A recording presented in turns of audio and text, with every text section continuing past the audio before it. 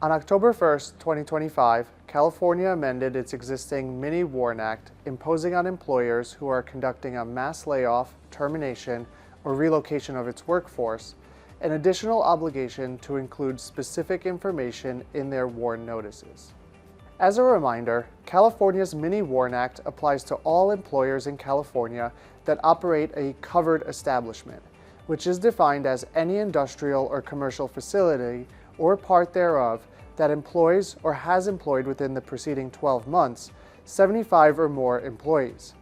Under California's Mini WARN Act, an employer's obligations are triggered if a mass layoff, termination, or relocation occurs, and employers in California should be aware that these terms are broader than those set forth in the Federal WARN Act. For example, under the Federal WARN Act, a plant closing involving 50 or more employees during a 30-day period is a triggering event, while in California, a plant closure affecting any number of employees is a triggering event. California's Mini WARN Act also requires employers to provide at least 60 days notice to the affected employees, the California Employment Development Department, the local Workforce Investment Board, the chief elected county official, and the chief elected city official for the worksite where the event is scheduled to occur. Until now, however, California's Mini WARN Act adopted Federal WARN Act requirements for what must be included in the contents of the notice. Under the Federal WARN Act, the required contents of the notices vary based on whether the notices are being provided to affected employees, to union representatives for employees who are unionized, or to the state's dislocated worker unit and to the chief elected official of the unit of local government.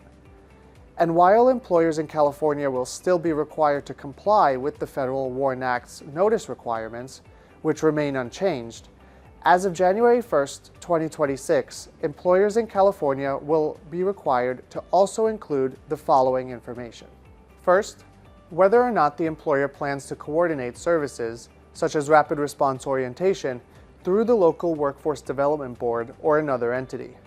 Second, a functioning email and telephone number of the local Workforce Development Board, and a specific paragraph prescribed by the law describing the aid available through the local Workforce Development Board. Third, a description of the statewide food assistance program known as CalFresh, including the CalFresh Benefits Helpline and a link to the CalFresh Internet website. And fourth, a functioning email and telephone number for the employer. Employers who decide to coordinate services through a local Workforce Development Board or another entity must arrange such services within 30 days from the date of the notice, and employers should plan ahead to arrange such services as the availability of the services may vary between local workforce development boards. Employers should also note that this additional information must be reflected in WARN notices sent on or after January 1st, 2026. Failure to comply with these requirements may result in a civil penalty of $500 per day and require employers to provide employees with back pay. Furthermore, employers should note that, unlike the Federal WARN Act, these new requirements do not differentiate between notices to affected employees, union representatives, and local officials. Therefore, unless California issues different guidance, employers in California should include the newly required information in WARN notices to all relevant parties. Lastly, employers should be aware that California is not the first state to mandate that specific information be included in their WARN notices. For example, New York has imposed similar requirements for notices to affected employees.